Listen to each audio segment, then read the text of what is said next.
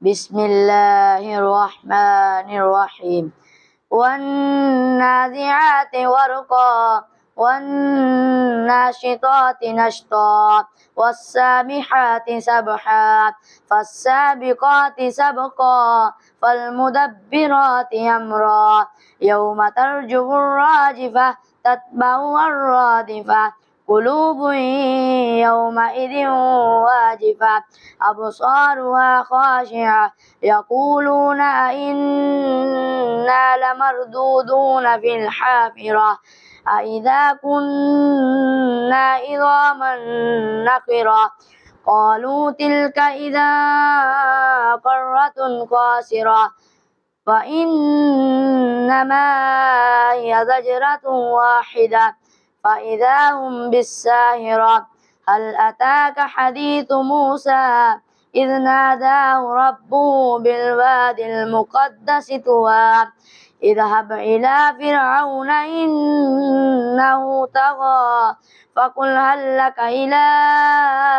أن تزكى وأهديك إلى ربك فتخشى فأراه الآية الكبرى فكذب وعصى ثم أدبر يسعى فحشر فنادى فقال أنا ربكم الأعلى فأخذه الله نكال الآخرة والأولى إن في ذلك لعبرة لمن يخشى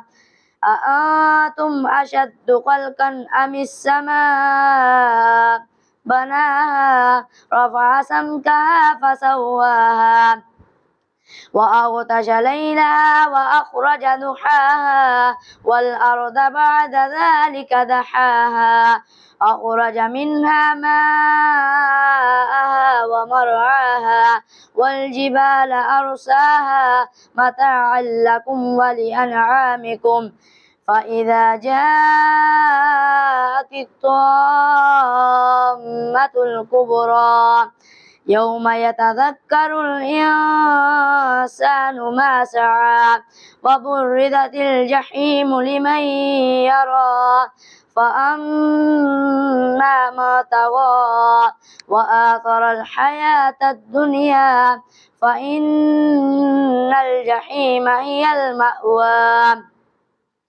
وأما من خاف مقام ربه ونهى النفس عن الهوى